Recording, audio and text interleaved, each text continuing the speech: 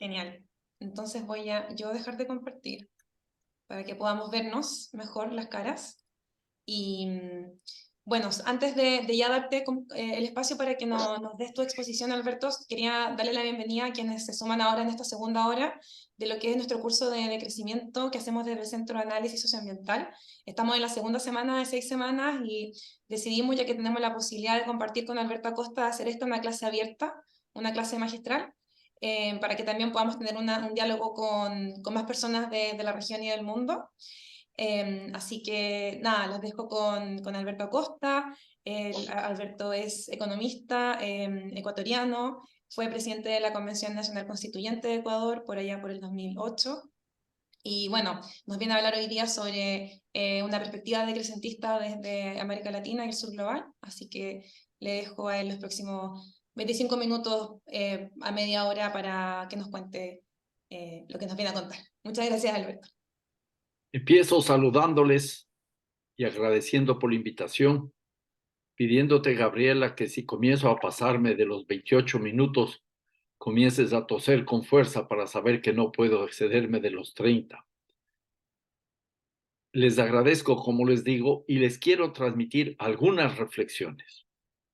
Más que demostrar una serie de conocimientos, quiero compartir con ustedes algunas aproximaciones al tema del decrecimiento, tratando de hacer una lectura desde el sur global. Ese es mi mayor afán este rato, esa es mi mayor preocupación, pero yo les voy a plantear esta intervención a partir de 5 puntos básicos. El primero, muy rápido, el mundo, ¿cómo lo veo yo? O podríamos decir, ¿cuál es la realidad del mundo? Pero claro, cada persona, cada organización, cada grupo puede tener su propia visión del mundo, pero me parece que es fundamental. En segundo lugar, quisiera yo simplemente dejar sentado que algunas de las soluciones que están siendo formuladas en la actualidad representan falsas alternativas para enfrentar a un monstruo que vive de sofocar la vida. En tercer lugar, este es para mí un punto medular. Yo soy economista, nadie es perfecto. En tercer lugar, voy a abordar el tema del pensamiento económico como la base de muchos de los problemas. El propio pensamiento económico genera dificultades, inclusive económicas, para abordar rápidamente también cuáles son las principales limitaciones del concepto dominante en la economía y en la sociedad en general, el crecimiento, convertido casi en la meta de cualquier gestión gubernamental, para cerrar con una aproximación, una primera gran aproximación a lo que es el decrecimiento. Entonces, dicho esto, yo empiezo simplemente anotando que desde mi perspectiva estamos viviendo una gravísima crisis que es multifacética. Últimamente se habla de una crisis, de una policrisis, una crisis que tiene muchas facetas, pero lo interesante de esa crisis es que son crisis interrelacionadas. La crisis ambiental con la crisis económica, con la crisis social, con la crisis alimentaria, con la crisis energética. Todo está de alguna manera interrelacionado y en ese contexto estaríamos no solo frente a una crisis sistémica propia del sistema capitalista que vive épocas de auge y épocas de crisis, sino que estaríamos ya a las puertas iniciando lo que podría ser una crisis civilizatoria. Yo quisiera hacer la mayor parte de mi intervención pegado a lo que significan los problemas ambientales, los problemas de destrucción de la naturaleza, lo cual no significa que estoy ni minimizando ni olvidándome de otros problemas que son igualmente complicados y difíciles. Pero empezaría, ya que estamos haciendo un ejercicio para construir una visión desde el sur global, diciendo que es indispensable, es necesario comenzar a utilizar conceptos de una manera clara y de una manera precisa. Hemos asumido muy fácilmente que hay un cambio climático y entonces frente a ese cambio climático estamos desplegando una serie de acciones que podríamos discutir si son válidas o no, pero el hecho real y cierto que no es suficiente hablar de un cambio climático. Cambios en el clima de la Tierra ha habido una y otra vez durante la larguísima historia geológica de la misma. Y en ese contexto lo que nos interesa ahora es reconocer que los seres humanos estamos afectando esa historia que tenía ciertas relaciones de equilibrio, de armonía entre la especie del ser humano con las otras especies y con la tierra misma. Entonces, decir que la crisis climática es provocada por el ser humano, como se califica ahora, el antropoceno, no es una mentira, pero es un tremendo engaño porque no nos dice que esta crisis es provocada por una civilización, la civilización capitalista. Podríamos mejor entonces hablar del capitaloceno.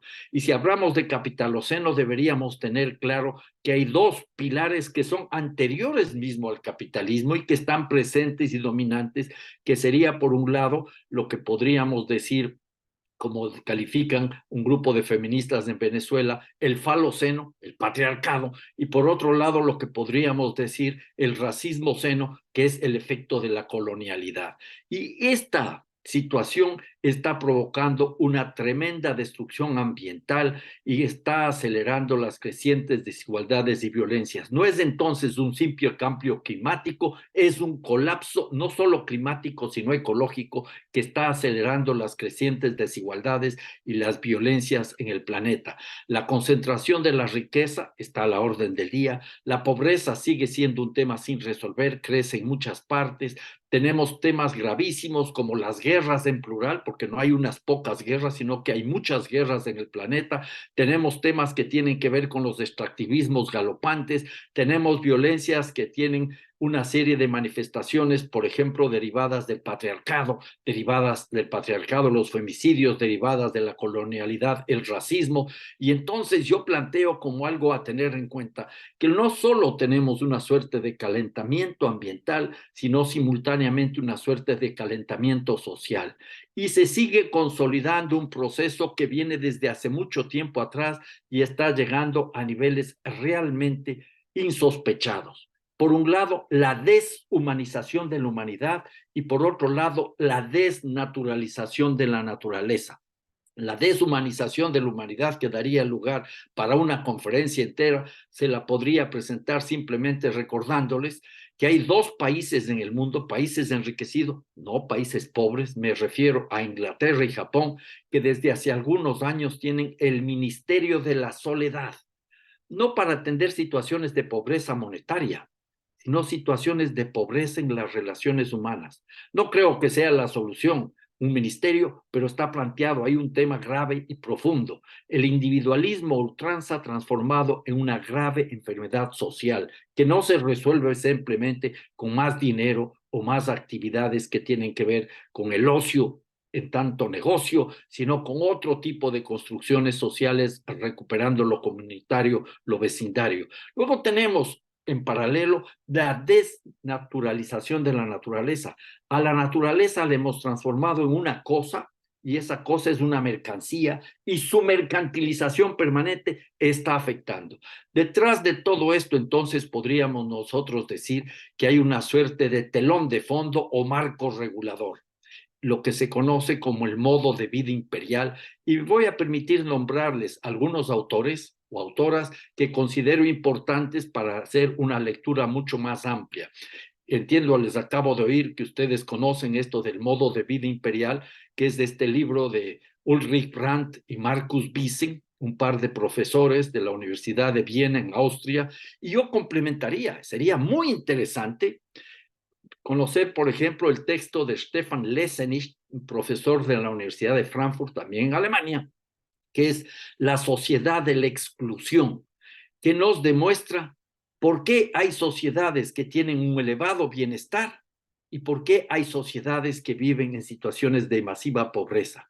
Las unas existen porque las otras están presentes. Unos viven bien porque otros tienen que vivir mal. No voy a alargar mucho en este tema porque quiero yo pasar rápidamente al segundo punto, que también lo voy a abordar de forma breve.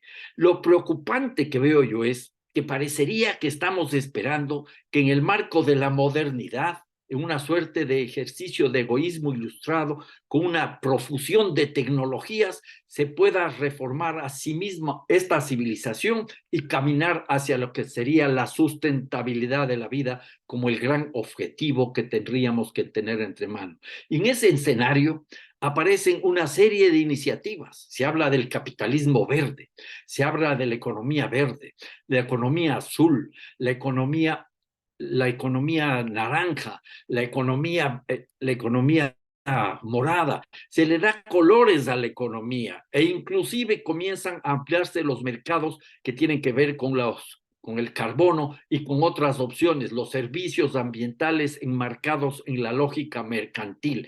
Yo no quisiera aquí echar abajo todo ese instrumentario, ni lo voy a analizar, pero lo único que quiero decir es que estamos abordando el tema con falsas soluciones o soluciones que apenas son una suerte de emplastos, una serie de parches para resolver problemas de mucho más largo aliento. Las economías de colores no están abordándolo de fondo, que es pensar y repensar íntegramente la economía. Inclusive una economía que tiene cierto potencial, y no lo voy a negar, la economía circular no es suficiente para atender todas las demandas que se van configurando de este escenario de desnaturalización de la naturaleza y deshumanización de la humanidad. Estamos frente, entonces, a un sistema, a una civilización, la civilización capitalista, que es antropocéntrica y que se fundamenta, ya lo dije y lo repito, en el patriarcado y la colonialidad. Y entonces tenemos que aceptar que las élites gobernantes de los países ricos, de los países empobrecidos, los gobiernos diversos que hay en el planeta y los organismos multilaterales, sobre todo, no han podido ni han querido escuchar los mensajes de la naturaleza y tampoco los reclamos de las crecientes masas de empobrecidos y marginados. ¿Por qué? Porque los privilegiados defienden a como dé lugar su posición.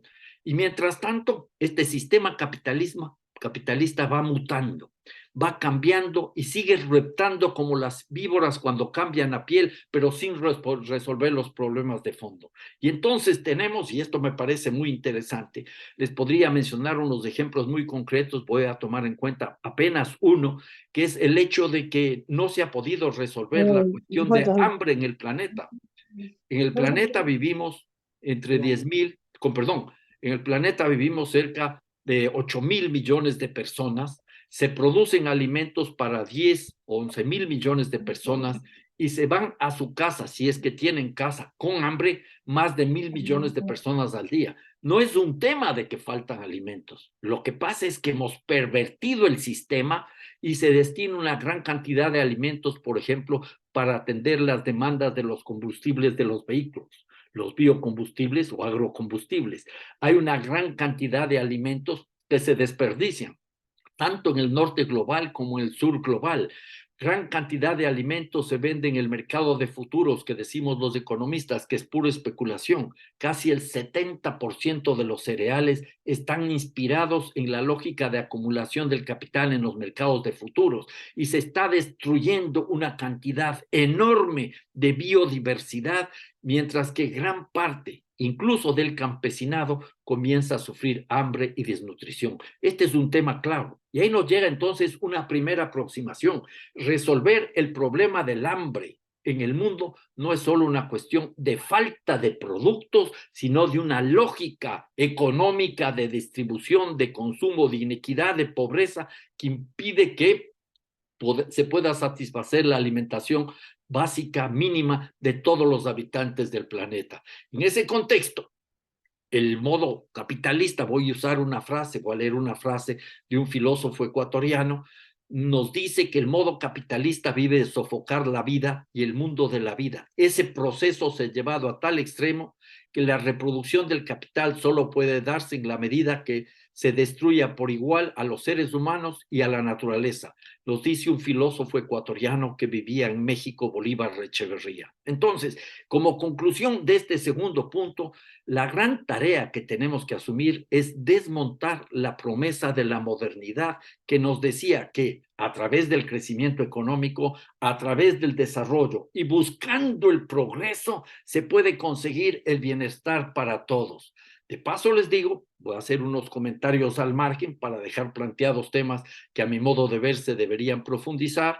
El futuro del desarrollo, en cualquier caso, es el pasado. Debemos comenzar a olvidarnos del desarrollo que constituye una suerte de fata morgana, una suerte de espejismo, una suerte de fantasma que ya ha ocasionado suficientes destrozos. Y por lo tanto, más de lo mismo es más de lo peor. Aquí otro punto interesante. que lo puedo dejar ahí planteado y ustedes quieren después discutimos cuando tengamos el tiempo para hacerlo.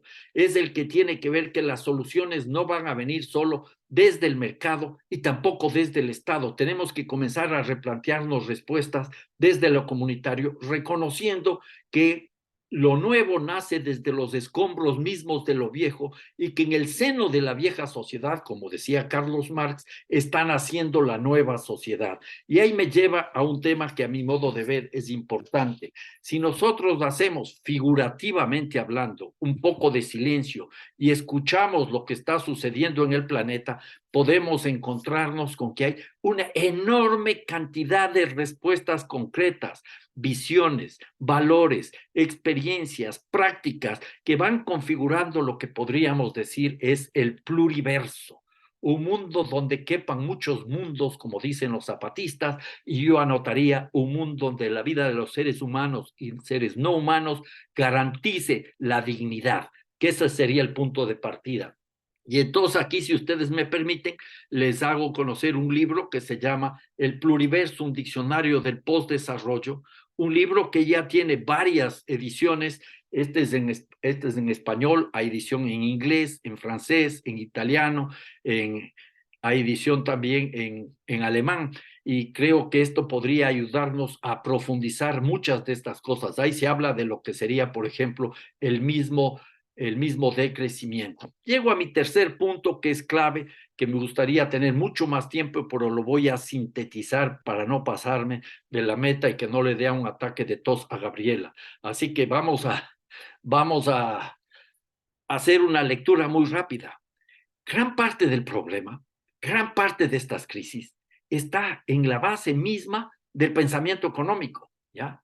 Nosotros sabemos, o deberíamos saber y conocer y aceptar, que ninguna forma de vida, incluyendo la humana, es viable por fuera de la naturaleza. Pero ¿qué es lo que han hecho las ciencias económicas? Han asignado al mundo natural un papel pasivo de proveedor de mercancías que pueden usarse como materias primas y como medios de producción útiles para la valoración del capital y simultáneamente como un depósito de una cantidad enorme de desperdicios. Aquí otro comentario al margen. Recomiendo un libro fantástico del economista peruano Jürgen Schult, que habla de la civilización del desperdicio. Un libro estupendo, libro que está disponible en la web, así que no habría dificultad. Y entonces, esa pasividad dada a la naturaleza por parte de las ciencias económicas ha dado carta libre para banalizar y perpetuar la mercantilización del mundo natural. Esto sucede en visiones ortodoxas, en lecturas heterodoxas, en corrientes críticas con muy pocas excepciones. El hecho real y cierto es que esta perversa mercantilización de la naturaleza es anterior al capitalismo, pero se ha ido profundizando de una manera tal con la capitalización, la mercantilización a escala global, de forma ampliada, y el crecimiento económico material empuja de esto de una forma cada vez mayor en base a las ansias de acumulación del capital. La codicia del capital acelera cada vez más esto, y si la revolución industrial, y hace algunos siglos, abrió la puerta para acelerar este proceso de mercantilización, luego tenemos todo lo que conocemos como la gran aceleración y la búsqueda misma del desarrollo. Entonces, la mercantilización de la naturaleza consolidada en términos concretos es la base del pensamiento económico, y ahí nos podríamos pasar viendo a una cantidad enorme de autores y una serie de corrientes económicas, mencionando desde los fisiócratas, los clásicos, los neoclásicos, e incluso en la visión marxista tradicional. El mismo viejo Carlos Marx, que tenía un enorme sesgo antropocéntrico, pudo haber alentado eso, pero resulta, y aquí va otro comentario y otra recomendación, que hay un filósofo japonés, no sé si conocen y han oído hablar de él, Kohei Saito, un filósofo joven que está revolucionando en de alguna medida las reflexiones sobre el marxismo tradicional, y entonces está profundizando aquellas lecturas que hizo Marx al inicio de su vida, del metabolismo social natural afectado por el capitalismo y comienza a abrir la puerta a lo que podría ser inclusive un Carlos Marx ecologista. Recomiendo otro libro, El capital en la era del antropoceno, del Kohei Saito, un libro muy interesante que ayuda a reflexionar algunas cosas. Podemos o no estar de acuerdo con él, pero no es menos cierto que ese tipo de cuestiones son fundamentales y esto me parece básico. El saldo de esta lectura muy rápida, muy sintetizada, es que estamos frente a una suerte de fórmula mágica para resolver los problemas económicos, sociales e incluso políticos.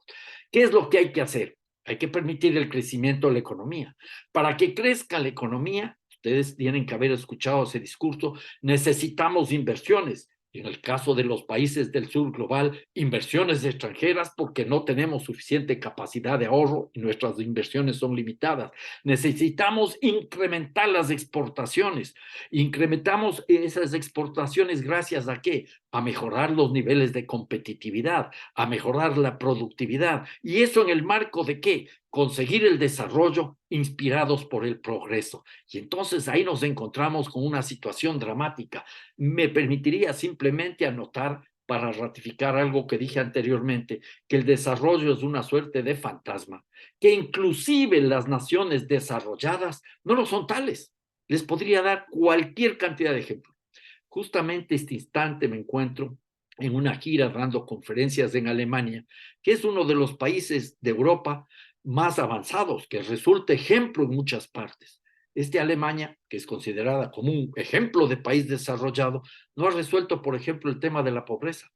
El 21% de la niñez menor de 5 años vive permanentemente en situación de pobreza y un 9% adicional entra y sale de esa realidad de pobreza. Podríamos discutir qué significa ser pobre en Alemania. Todo eso es lo que ustedes quieren.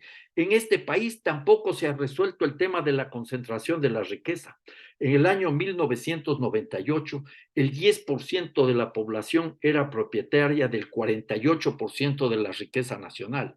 El 50% de la población clase media, ya mucha clase media, tenía un 3% de la riqueza nacional. Las últimas cifras dicen que ese 10% ahora controla el 53% de la riqueza nacional y quizás más luego de la pandemia y de la crisis, y el 50% controla menos del 1% nacional. La pobreza golpea 13-14% de la población en este país que le consideramos desarrollado. Y para colmo, si tenemos como meta alcanzar el estilo de vida de los alemanes, necesitaríamos más de 3 planetas si todos los habitantes vivieran así. Entonces, ese es un tema que lo dejamos ahí. Paso al cuarto punto que me parece que es fundamental, que es el tema del crecimiento económico. El crecimiento económico que garantiza la acumulación del capital posee una lógica extremadamente compleja, donde confluyen diversos procesos de manera simultánea. Por ejemplo, producción de bienes y extractivismo de materias primas. No vamos a confundir una industria petrolera que construye los equipos, las torres de perforación, los tubos, los tanques y demás, con una extracción de petróleo que no es industria, eso es simplemente extractivismo. Luego tenemos todo lo que significa la lógica de la financiarización y de la especulación. Les mencioné el caso de la especulación de los cereales. Luego tenemos todo lo que significan las lógicas de comercio. Se habla de que tenemos que abrir nuestras economías al mercado mundial y todavía hay muchas barreras al flujo de las economías, de los flujos comerciales de nuestros países. Tenemos también todo el tema de las pandemias y el negocio de las vacunas, el tema del crimen organizado y las guerras. Y entonces, en la base de estos temas, de muchos de estos problemas, no digo que de todos, le encontramos al crecimiento económico. Y eso va alentando el crecimiento de la población, que no es la causa de los problemas, también podríamos aclarar eso. Va incrementando el consumo de energía, el cambio de usos de suelo, tanto para producir alimentos para los automóviles, piensen ustedes, la destrucción de las selvas amazónicas para producir soya, que luego es transformada en alimentación para los animales, para producir proteína animal, sobre todo en los países del norte global, y esos cambios de uso de suelo tienen que ver también con las ampliaciones de las fronteras de los urbes que están sin control alguno, Y eso va generando una creciente concentración de los gases de efecto invernadero, el dióxido de carbono a la cabeza, la desaparición de bosques, de selvas, de manglares, de páramos, la salinización de los mares. Y entonces el crecimiento económico está en la base de los crecientes problemas ambientales. Punto uno, una primera crítica al crecimiento económico per se. Imagínense que todos los habitantes del mundo o todas las naciones del mundo tuvieran la posibilidad, el derecho pueden tenerlo, pero la posibilidad no, de tener los ritmos de acumulación que tiene la economía china, que es una de las economías más potentes del mundo. China en 3 años, 2011, 2012, 2013, consumió 6.615 millones de toneladas de cemento, una cantidad enorme. 1.5 veces más que los Estados Unidos en todo el siglo XX. Este es un dato que nos dice que esto no va más. Luego tenemos un segundo problema del crecimiento económico. Sí, hay crecimiento económico, en algunos casos se reduce la pobreza, no desaparece, pero aumenta la concentración de la riqueza. Al parecer, yo diría, no al parecer, esta es una constatación que incluso el mismo Adam Smith, el que escribió ese libro clásico, Investigación sobre la naturaleza y las causas de la riqueza de las naciones en 1776, llegó a reconocer lo siguiente: allí donde existen grandes patrimonios, hay también una gran desigualdad. Por un individuo muy rico ha de haber 500 pobres, y la opulencia de pocos supone la indigencia de muchos.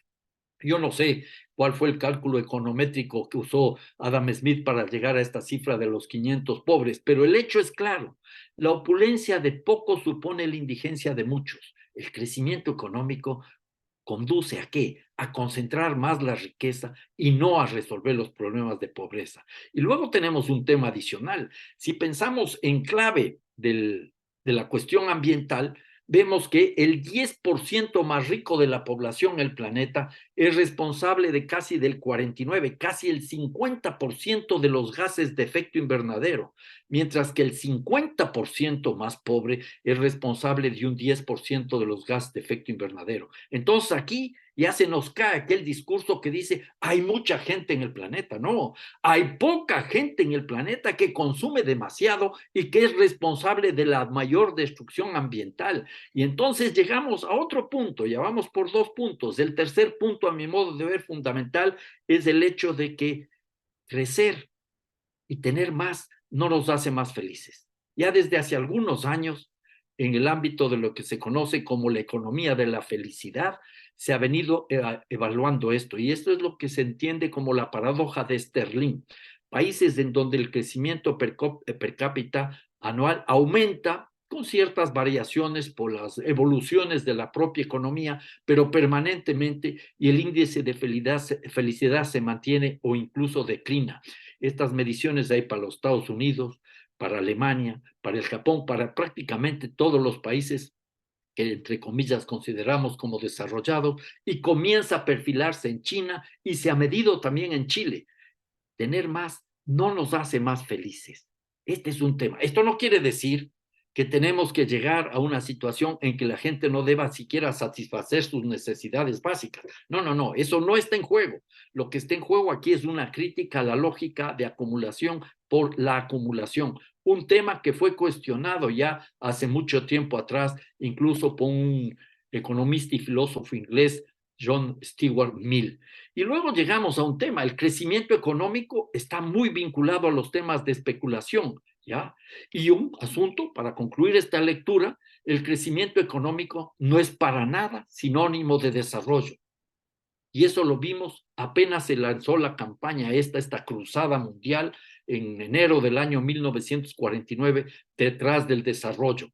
Y entonces esto es ya aceptado ampliamente. El mismo premio Nobel de Economía, el bengalí Amartya Sen, en 1985 ya nos decía claramente que las limitaciones reales de la economía tradicional del desarrollo no provinieron de los medios escogidos para alcanzar el crecimiento económico, sino de un reconocimiento suficiente de que ese proceso no es más que un medio para lograr otros fines. Y sigue Amartya Sen y concluye: no solo ocurre que el crecimiento económico es más un medio que un fin, también sucede que para fines importantes no es un medio muy eficiente. Y entonces estamos en un momento sumamente complicado.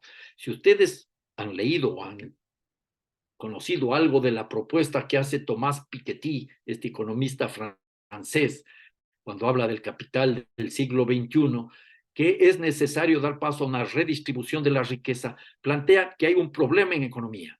Él dice que hay la velocidad de crecimiento de la economía, él mide por los últimos 200 años, no es compatible con la velocidad de crecimiento de la especulación, la economía productiva versus la economía especulativa. Si le metemos un tercer elemento, que sería la tasa de recuperación de la naturaleza, la resiliencia, tendríamos un tercer elemento que distorsiona todo. Estamos entonces frente a un mundo que tiene tres velocidades estructuralmente insostenibles. Una insostenible entre la economía productiva y la economía especulativa, y otra aún mucho más grave sobre lo que debería ser la economía de la vida, la economía atada y vinculada a la naturaleza. En este llegamos al último punto, que entiendo tengo un par de minutos más y como siempre la parte más interesante se queda colgada, es el decrecimiento. Un par de frases y termino, Gaby, abrimos la puerta después para la discusión, ¿ya? El decrecimiento, ¿ya? Podríamos verlo primero desde una lectura muy latinoamericana.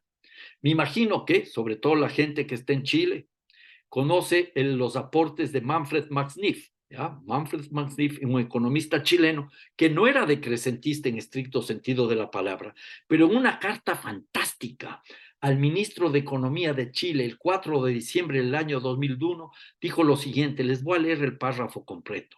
Si me dedico, por ejemplo, a depredar totalmente un recurso natural, mi economía crece mientras lo hago, pero a costa de terminar más pobres. En realidad, la gente no se percata de la aberración de la macroeconomía convencional que contabiliza la pérdida de patrimonio como aumento de ingreso. Detrás de toda cifra de crecimiento hay una historia humana y una historia natural.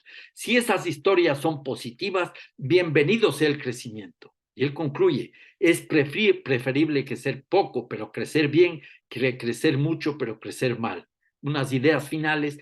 Cuando hablamos de decrecimiento, no estamos hablando de una recesión, no es una crisis económica, no debería ser solo para los países del norte global desde donde están surgiendo las tesis del decrecimiento, ni tampoco debería ser un mecanismo para mantener los privilegios de las élites del norte y del sur global o dar paso a lo que podría ser un imperialismo ecológico, y tampoco podemos aceptar que se pueda dar lugar a una suerte de camino igual al que siguieron los países ricos. Eso no existe. No podemos repetir el estilo de vida del norte global ni de las élites dominantes. Es necesario entonces entender que el proyecto del decrecimiento no aspira a otro crecimiento, ni a otro tipo de desarrollo, sea sostenible, social, endógena, póngale todos los apellidos que quieran, sino a la construcción de otras sociedades o de otra sociedad. Ustedes podrían hablar de la sociedad de la abundancia frugal, y pensaría yo en ese filósofo de origen argelino, francés, Pierre Rabhi, fallecido recientemente. Podríamos hablar desde nuestra América de una sociedad del buen vivir, del summa causa, del Kumemogen, en la India el Esbaraj, en Ubuntu, en África. Y entonces, vistas esas opciones como alternativas al desarrollo, abren muchas puertas. Podríamos hablar de la sociedad de la convivialidad para recuperar el pensamiento de ese cura austríaco ya fallecido, Iván Illich. Invito a leer Iván Illich, hay cosas fantásticas en todo lo que él escribió. Podríamos hablar de la sociedad de la prosperidad sin crecimiento, de Tim Jackson, el inglés, o la sociedad del postcrecimiento del alemán Nico Pesch, o el comunismo decrecentista del mencionado ya filósofo japonés Kohei Sato. Entonces, en otras palabras, el decrecimiento no es un proyecto económico, ni siquiera per se otra economía, sino es un proyecto social, un proyecto político que implica escapar de la economía actual como en su realidad y en su discurso imperialista.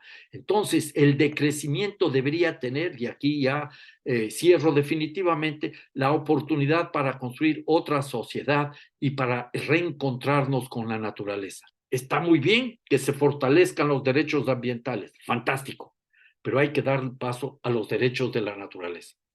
Los derechos de la naturaleza nos abren la puerta para ver el mundo de otra manera y para construir otro mundo. La madre tierra es la que nos da a nosotros el derecho a la vida.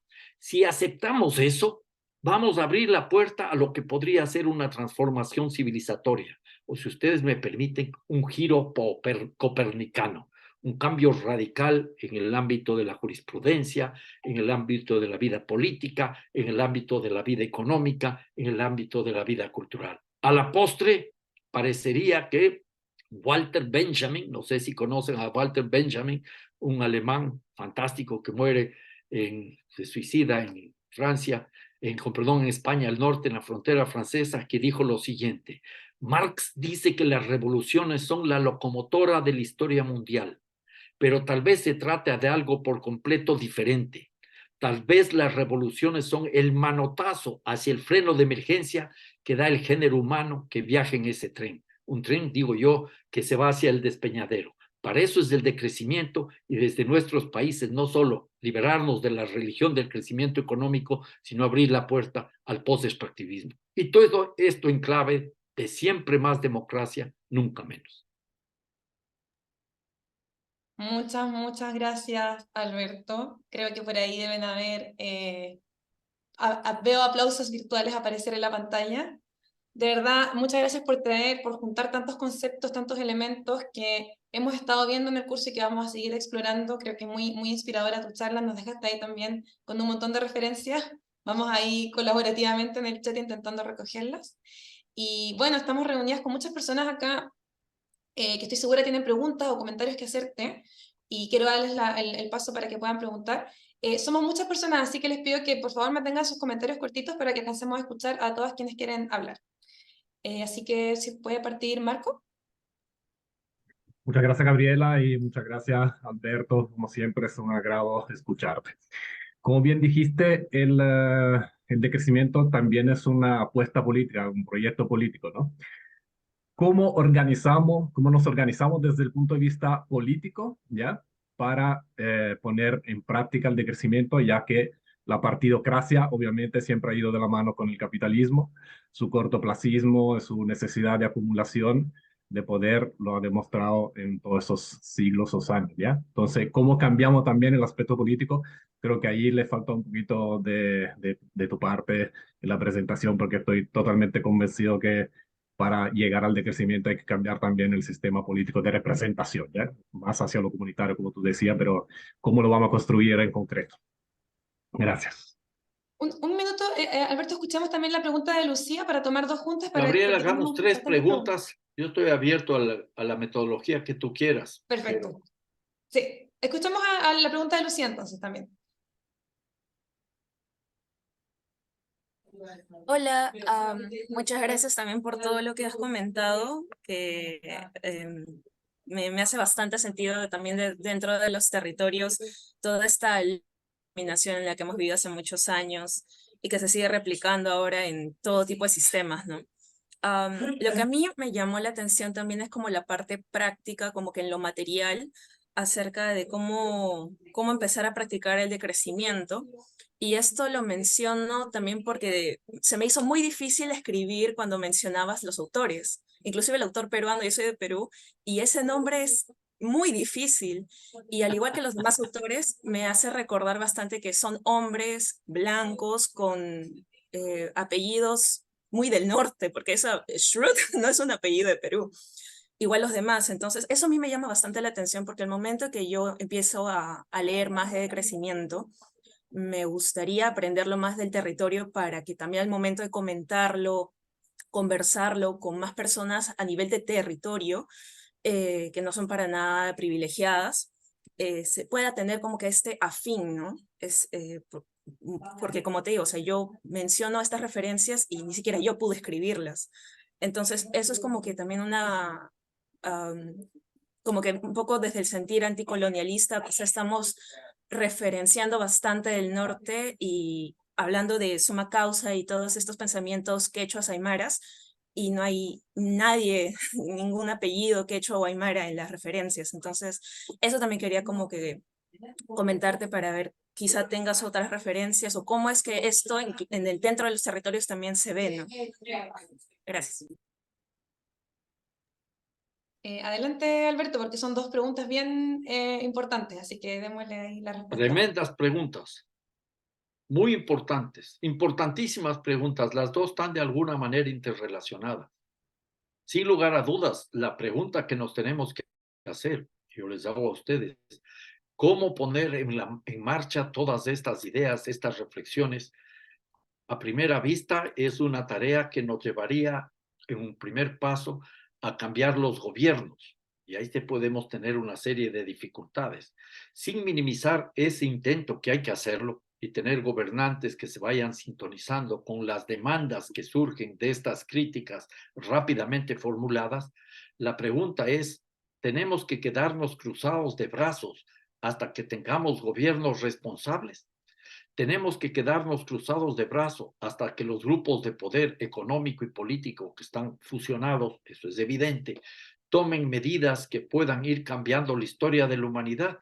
Mi respuesta es no. No podemos quedarnos cruzados de brazos. Tenemos que comenzar a trabajar aprovechando todos los procesos que están en marcha. Aquí un asunto que me parece importante, fundamental. Nosotros, y hablo en general y me incluyo yo, muchas veces creemos que los problemas se resuelven en el ámbito del nivel estratégico de acción del Estado-Nación. Hay que acceder al gobierno del Estado-Nación.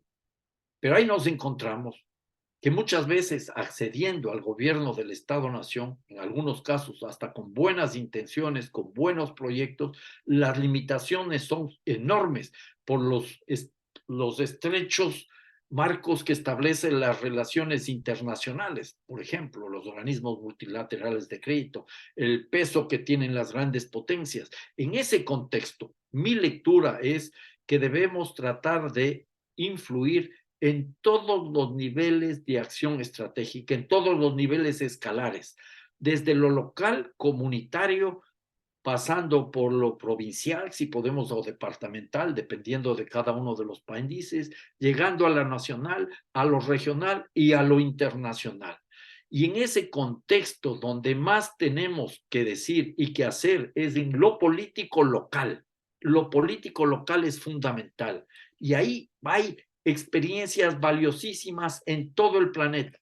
Les presentaba este libro del pluriverso. No es que estoy haciendo un comercial del libro del pluriverso, sino que me parece que aquí se recoge no solo una enorme crítica al desarrollo en el primer capítulo, una crítica a las falsas soluciones en el segundo, sino en la parte final. Aquí escriben 120 personas de todos los continentes, hombres y mujeres. En la parte final, 80 artículos están destinados a las alternativas concretas, a las alternativas que están en marcha, sean prácticas existentes o sean ideas y visiones que están siendo formuladas. Y en ese escenario, nosotros tenemos mucho que decir y mucho que impulsar.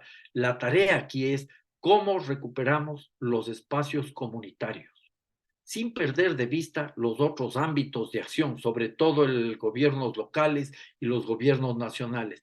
En los espacios locales, en lo comunitario, sea en el campo y en la ciudad, la gran tarea es recuperar espacios, ámbitos de autodeterminación, de definición propia de las soluciones. Y entonces ahí no es que vamos a introducir y vamos a cambiar la economía nacional en clave de decrecimiento, pero pensando el decrecimiento no solo como una alternativa económica, sino política y económica, hay que comenzar a repensarnos, por ejemplo, las formas de consumo, las formas de producción, si fuera posible, las formas de organizar la vida comunitaria, las formas de tomar decisiones políticas.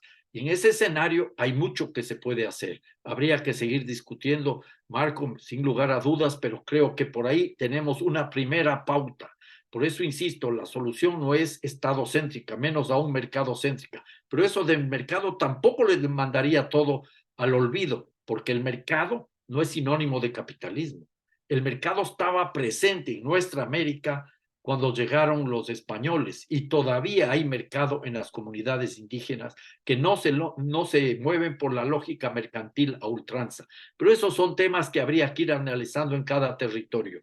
Y para vincularle a la pregunta de Lucía, que me parece fundamental, es el hecho claro de que las prácticas que existen en diversas partes del planeta son las que tenemos que conocer, no para copiar e imponer en otras realidades, porque esto sí me parece que es clave.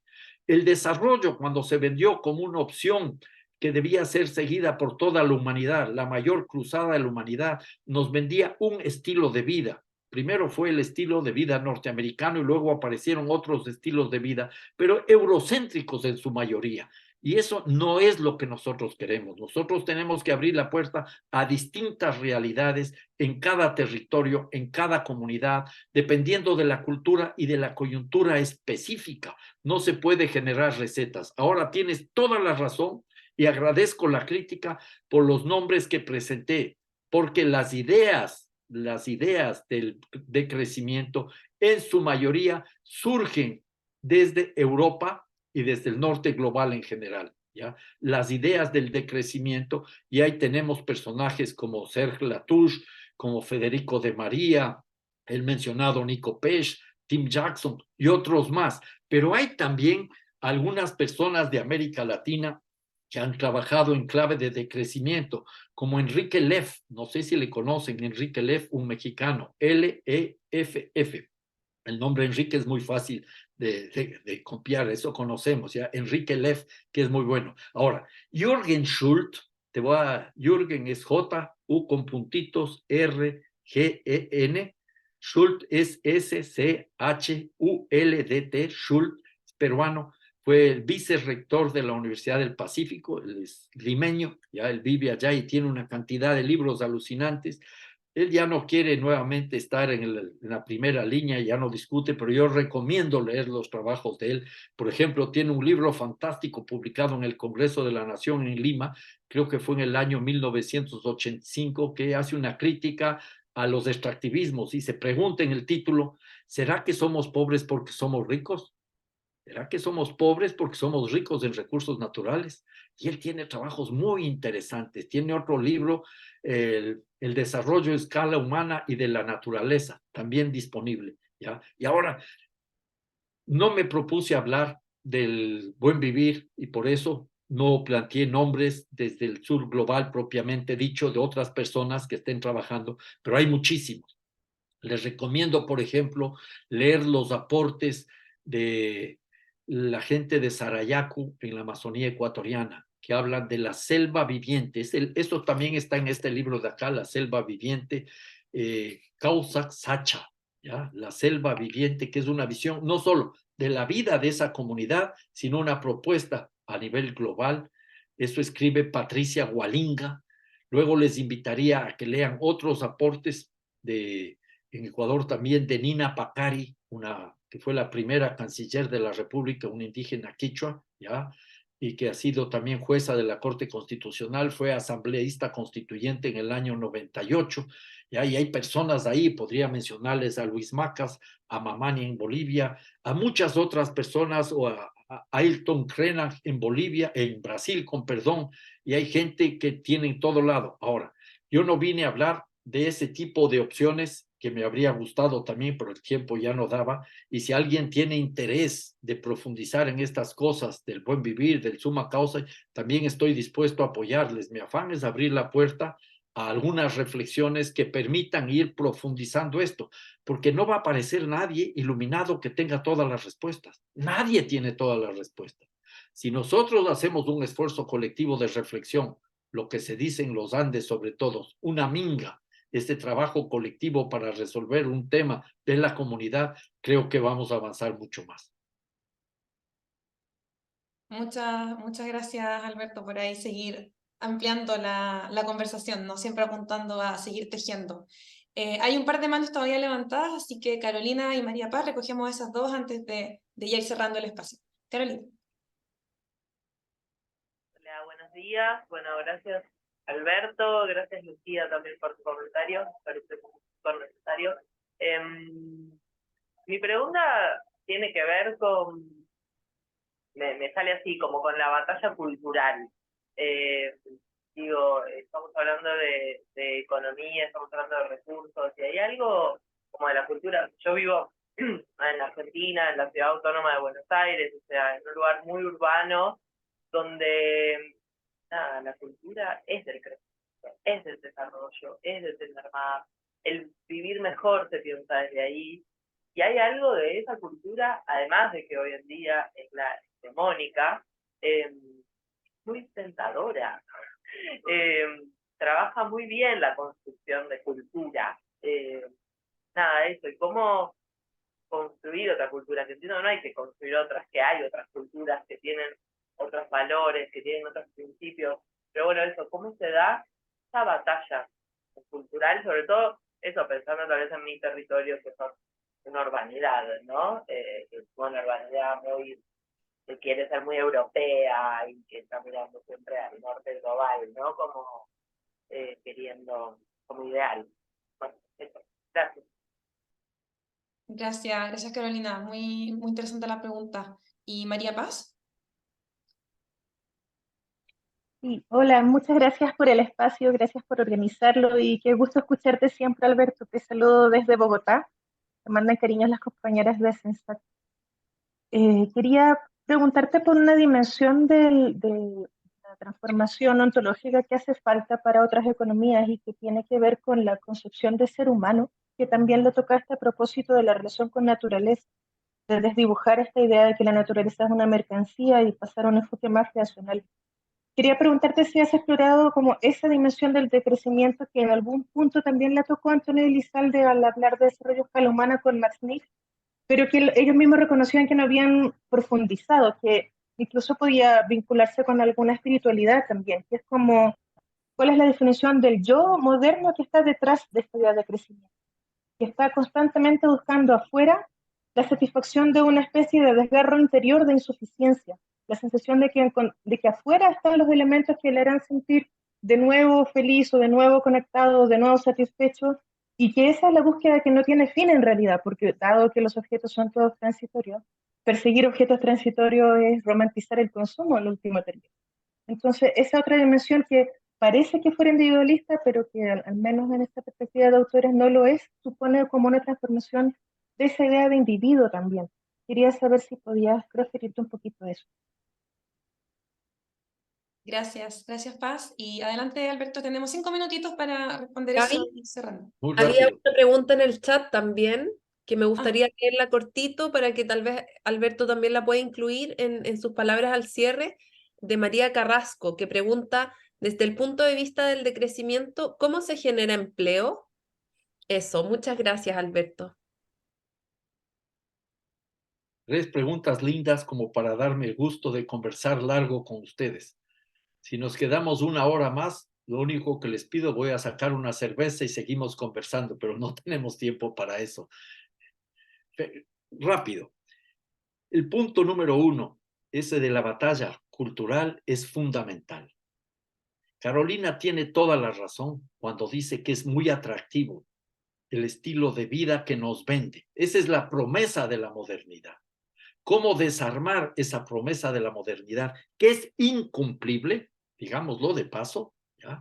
Es una de las grandes tareas. ¿Quién va a decidir lo que alguien puede o debe consumir? Yo al menos no me atrevo ni a pensar en esa posibilidad, porque hay una situación que es muy grave. Lo voy a poner de manera muy gráfica, quizás no le transmito así rápido y gráficamente lo que estoy pensando. Hay miles de millones de personas que están marginadas estructuralmente de la posibilidad de acceder a los beneficios del consumo exacerbado, del consumismo, de la civilización, estructuralmente marginados, pero en sus cabezas tienen una suerte de chip consumista, ¿ya? Una suerte de chip consumista que les mantiene atados a la ilusión de llegar a ser parte de esa civilización del consumo. Y entonces esto es complicadísimo, ¿ya? Nos toca, por ejemplo, echar abajo la idea del crecimiento económico permanente. El crecimiento económico permanente, como decía un economista inglés, y disculpen que se me viene a la cabeza un economista inglés, debía haber buscado algún latino, Kenneth Boulding, que era asesor de gobiernos norteamericanos, solo puede estar en la cabeza de los economistas y de los locos, porque no puede haber un crecimiento económico permanente en un mundo con límites biofísicos. Entonces, esa es una primera tarea. ¿Cómo echamos abajo la idea del crecimiento como el gran objetivo? Segunda tarea que yo diría es complicada es cómo echamos abajo la idea del desarrollo mismo. El desarrollo es un espejismo, el desarrollo es un fantasma, el desarrollo ocasiona destrozos enormes, ¿ya? Y cómo vamos conformando otros estilos de consumo, ¿ya? La felicidad de la frugalidad o la abundancia frugal, eso tiene que ir resolviendo cada comunidad. ¿Cómo podemos ir resolviendo las necesidades básicas sin caer en la perversidad de la acumulación por la acumulación y del consumismo por el consumismo? Ese es uno de los grandes tareas y tienes toda la razón, Carolina, que esa es una batalla cultural y eso está en línea con lo que dice María Paz cuando nos dice la necesidad de una transformación del ser humano, de los seres humanos, y eso pasa entonces por ir incorporando otras aproximaciones. Si comenzamos a hablar, por ejemplo, del tema de los derechos de la naturaleza como sujeto de derechos, tenemos que entender que la naturaleza, por ejemplo, la naturaleza es la que nos da a nosotros el derecho a la existencia. Si aceptamos esa realidad, tenemos que pensar en otra estructura jurídica. Ya no es la estructura jurídica pensada desde la lógica de la propiedad, el derecho a la propiedad, y menos aún desde el derecho a la propiedad privada. Hay que abrir la puerta a otra lógica. En el ámbito económico tenemos que comenzar a desmercantilizar la naturaleza. ¿Cómo se puede hacer eso en la práctica? Desprivatizando el agua. Hay cómo empezar, y eso hay programas muy interesantes o procesos muy interesantes. Cuando hablo de desprivatizar el agua, no estoy hablando de estatizar el agua, estoy hablando de comunalizar el uso y el manejo del agua, ¿ya? Desde lo comunitario, que eso para mí es fundamental. Luego tenemos que avanzar incluso en el ámbito político. ¿Quién va a representar? ¿Quién va a garantizar los derechos de la naturaleza? Los derechos de la naturaleza vamos a garantizar nosotros, individuos y comunidades. Y eso es importantísimo tenerlo en cuenta porque la naturaleza, al darnos el derecho a la existencia, tiene una posibilidad de sobrevivir siempre que la respetemos y organicemos nuestra vida en función de los ciclos ecológicos de la misma madre tierra. Y si hablamos de madre tierra, nos podemos remitir a la aproximación indígena. Cuando los indígenas hablan de madre tierra o Pachamama, no lo están haciendo como una metáfora, es una realidad cotidiana. Y entonces ahí tenemos también otra aproximación cultural para estas transformaciones de las que estamos hablando. Hay que abrir la puerta a esas múltiples opciones. Y concluyo muy rápidamente porque no hay más tiempo y esa pregunta me parece apasionante con el tema del empleo. ¿Ya? De tener tiempo me habría gustado profundizar mucho y plantear la idea de que ya no deberíamos estar tan preocupados del derecho al trabajo.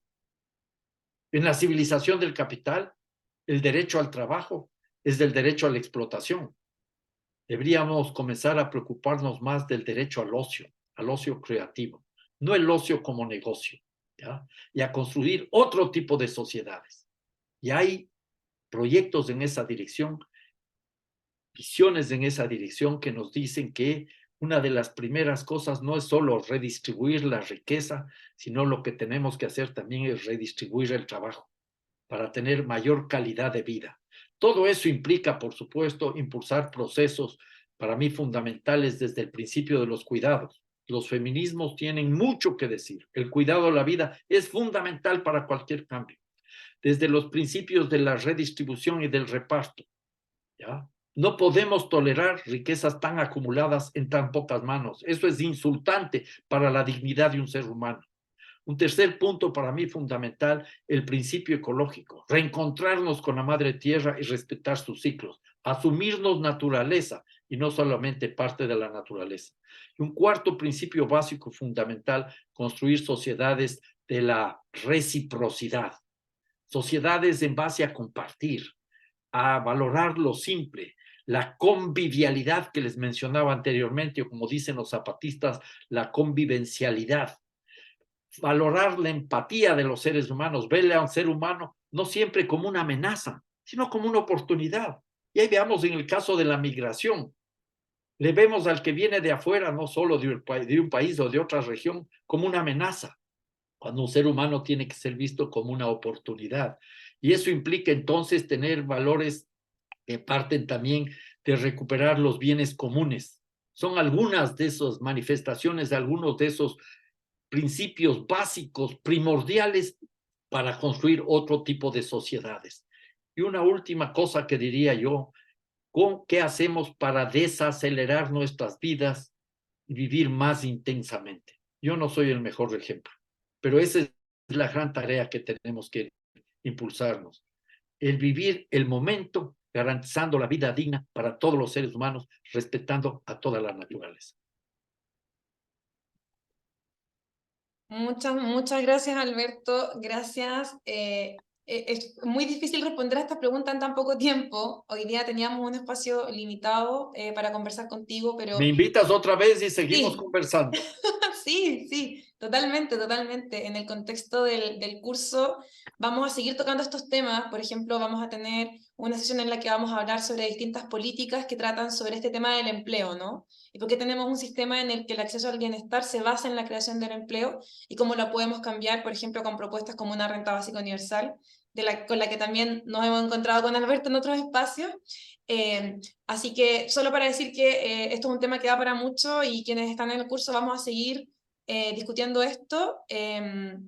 Y bueno, quienes no están participando del curso, ojalá nos podamos encontrar en otra instancia abierta y quedan invitadas también a revisar. Tenemos un manual del curso de las lecturas, un cuadernillo de lecturas que está disponible públicamente para todo el mundo, así que si no están tomando el curso y quedaron interesadas en ello, está disponible ahí, hay muchísimas referencias, hay mucha literatura anotada, así que tenemos ese recurso también para compartir.